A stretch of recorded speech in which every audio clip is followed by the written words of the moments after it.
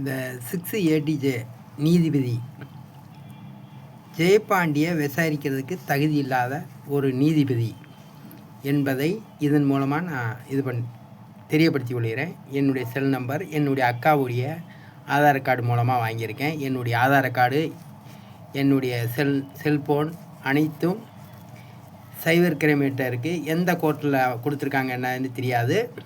இப்போ புதுசாக செல்லு நான் கடை வாங்கி தான் வாங்கியிருக்கேன். இந்த நீதிபதி, இந்த 5 நீதிமன்றத்துடைய நீதிபதி புண்டுக பயல்கள் அவங்க மகளை இந்த நீதிபதி ஜெயம் 1, ஜெயம் 2, PTJ, 6ATJ, CPI இந்த 5 நீதிபதியுடைய புண்டுக பயல்கள் நீதிபதி என்ற தேவடியாள்கள் உங்கள் பிள்ளைய ஒருத்தன் அசிங்கமான வீடியோ போட்டுட்டு அதை நீங்கள் மறைத்து விட்டு பொய் கேஸ் எழுதுவீங்களா? அதாவது உங்கள் குடும்பத்தில் உங்கள் பிள்ளைய ஒருத்தன் அசிங்கமான இந்த நீதிபதிகளுடைய பிள்ளைய அசிங்கமான வீடியோ ஒருத்தன் போட்டால் அதை நீங்கள் மறைப்பீங்களா? அதே மாதிரி கலெக்டர் என்றது ஒரு பெண் தானே. ஒரு பெண் கலெக்டருக்கு ஒரு பெண் நீதிபதி ஏன் அந்த குற்றத்தை மறைக்கிறீங்க? ஒரு பெண்ணுக்கு ஒரு அநியாயம் நடக்குது ஒரு கலெக்டருக்கு, அதை எதற்காக மறைக்க வேண்டும்?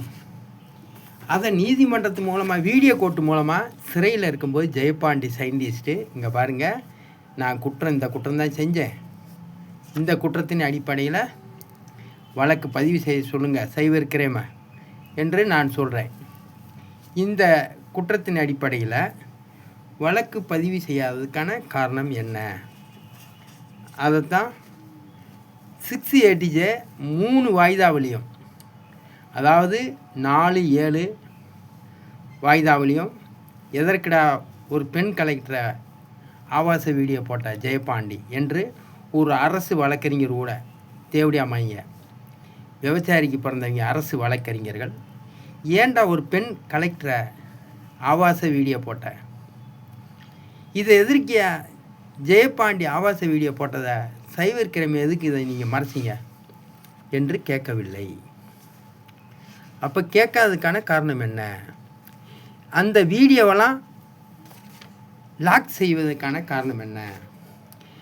இதே குற்றத்தை இந்த 5 நீதிபதிகளுடைய அவங்க பிள்ளைய ஜெயபாண்டி மாதிரி ஒரு ஆள் அசிங்கமாக வீடியோ போட்டிருந்தா இதை இந்த 5 நீதிபதிகளும் மறைப்பீங்களா?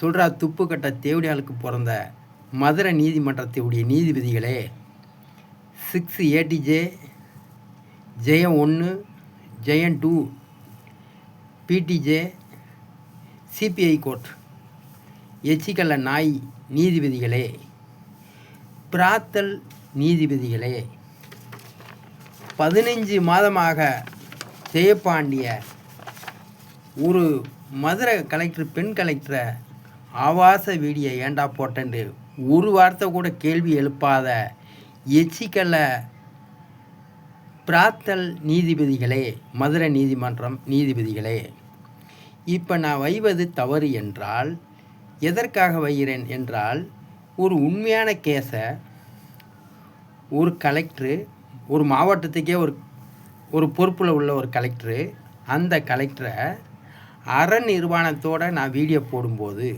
அந்த வீடியோவை மக்களுக்கு தெரியப்படுத்தி ஒருவன் இந்த மாதிரி செய்திருக்கிறான், அதன் அடிப்படையில் நாங்கள் கைது பண்ணியிருக்கோம் என்று பத்திரிக்கை செய்தி இதெல்லாம் வெளியிடாமல் அதை மறைப்பதற்கான காரணம் என்ன? என் மேல் பொய் கேஸ் ஏன் போட்டீங்க? என் மேலே பொய் கேஸ் ஏன் போட்டீங்க? நான் அந்த சிறைக்குள்ளே இருக்கும்போது சொல்கிறேன், நான் வெளியே போய் 45 நாளைக்குள்ள கொடுக்குறேன்றேன் வேலை வாய்ப்பு. அந்த ஆதாரத்தின் அடிப்படையில் நான் சிறைக்குள்ளே இருக்கும்போது என்கிட்ட மனுவு PTJ வாங்கவில்லை. அதுக்கு முன்னே என்னைய பெயில் எடுக்கிறதுக்கான காரணம் என்ன? இந்த வேலை வாய்ப்பு இப்போ ஜெயிலுக்குள்ளே இருக்கும்போது நான் சொன்னேன்ல 45 நாளைக்குள்ள வேலை வாய்ப்பு கொடுக்க முடியாது, அதை பொய்யாக்கிருக்கீங்க. இந்த மாதிரி பொய் கேஸை போட்டிருக்கீங்க. எப்படி பொய் கேஸ் போடலாமா? இங்கே பாருங்கள், அதுக்கு பின்னாடி தான் நான் எழுதியிருக்கேன். நீதிபதி பிரார்த்தல் நாய்களே, இந்த குற்றம் நான் செய்யவில்லை. எந்த குற்றம் இதில் போட்டிருக்கீங்க பார்த்தீங்களா? இந்த குற்றம் நான் செய்யவில்லை. இந்த குற்றத்தை செய்யாத ஒரு ஜெயபாண்டிய நான் செய்த குற்றத்தை நீங்கள் ஏன் மறைக்கிறீங்க என்று தான் நான் கேட்டிருக்கிறேன். இதில் நான் வழிப்பறி பண்ணிட்டு போனேன். வழிப்பறி நான் பண்ணவில்லை.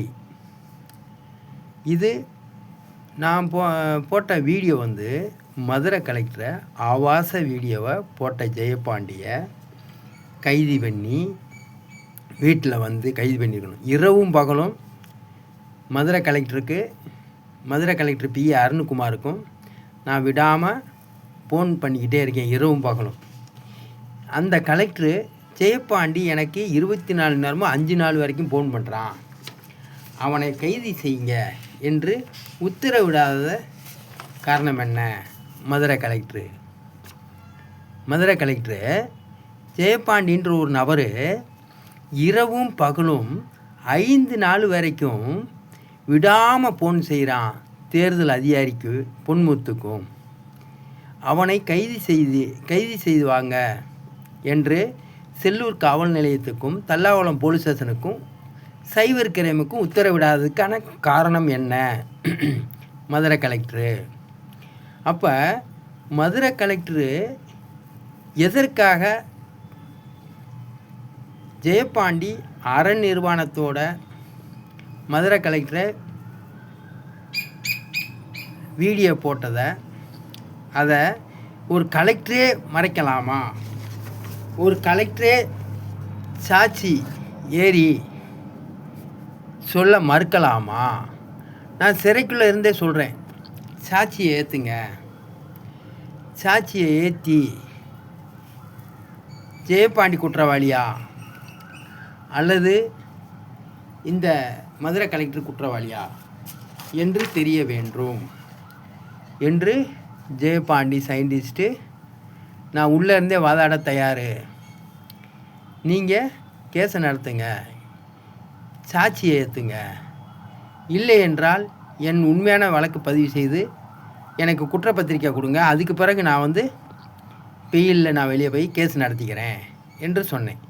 ஆனால் வழிப்பறி பண்ணதாக தான் போட்டிருக்கீங்க. அதனால் இந்த 5 நீதிபதி, அதாவது கண்டவனுக்கு பிறந்த நீதிபதிகளே, ஜெயம் பெண் நீதிபதி அவுசாரியே ஒரு பெண் கலெக்டருக்கு ஆதரவாக பேசி ஜெயபாண்டியனை ஏண்ட இந்த மாதிரி குற்றச்செயல் செஞ்ச அப்படி என்று திட்டாமல், உண்மையான வழக்கை பதிவு செய்யாமல் பொய்யான வழக்கவே விசாரித்த ஜெயம் நீதிபதி தேவடியாலே எதற்காக நான் 13 மாதமாக சிறைக்குள்ளே இருக்கும்போதும் ஏண்டா ஜெயபாண்டி மதுரை கலெக்டர் அசிங்கமான வீடியோ போட்ட அப்படின்னு கேட்க துப்புள்ளாத இந்த 5 நீதிபதிகளும் அந்த பெண் நீதிபதியவும் கேட்டிருக்கிறேன். ஒரு அரசு வழக்கறிஞர்கள் கூட எந்திரிச்சு ஜெயபாண்டி ஏன்டா அந்த தப்பு பண்ணன்னு கூட கேட்க துப்புள்ளாத மதுரை நீதிபதிகளும் தருமபுரி நீதிபதிகளும், ஒரு நீதிபதி கூட என் மேலே ஒரு வழக்கு கூட பதிவு செய்யாத ஒரு ஜெயபாண்டியை 13 மாதமாக சிறையில் வைத்து என்னுடைய செல்ஃபோனு அனைத்தையும் பறிமுதல் பண்ணி இன்றும் ஜெயபாண்டி ஒரு குற்றவாளின்னு நிரூபிக்காமல், என் செல்ஃபோனில் உங்கள் கண்ட்ரோல் தான் இருக்குது. இது என்னுடைய அக்காவுடைய ஆதார் கார்டு மூலமாக செல் நம்பர் வாங்கி செல்ஃபோன் வாங்கியிருக்கேன். உங்கள்கிட்ட என் செல் நம்பர் பூரா உங்கள்கிட்ட தானே இருக்குது, இந்த செல்லாம் உங்கள்கிட்ட தானே இருக்குது. என் ஓடிபி வந்தால் தானே எனக்கு ஆதார் கார்டு வாங்க முடியும். அந்த செல்லு உங்கள்கிட்ட தானே இருக்குது, என் ஆதார் கார்டு உங்கள்கிட்ட தானே இருக்குது. இந்த செல்ஃபோனையும் இந்த பேனாவில் எழுதிருக்கல இந்த நம்பரையும் இந்த நம்பரில் இருக்கிற இமெயில் ஐடியும் இந்த 2 செல்ஃபோனையும் ஆதாரமாக வைத்து நான் கேஸ் தொடங்க இருக்கிறேன். என் வழக்கை நானே தான் வாதாடுவேன் என்று சொல்லி விடைபெறுகிறேன். PO Jayapandi scientist. இதை படிச்சுக்கிடுவான்.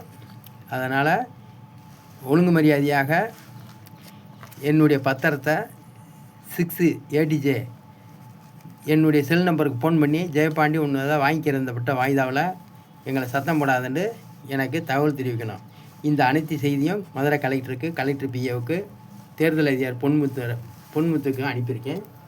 இந்த மாதிரி வீட்டில் இருக்கிறவன் ஜெயபாண்டி சயின்டிஸ்ட்டு 1 கோடி ரூபா கட்டுவானா? அவன் வேலை பார்க்குறது வாரத்துக்கு 4000 ரூபா தான் வேலை பார்க்குறான்.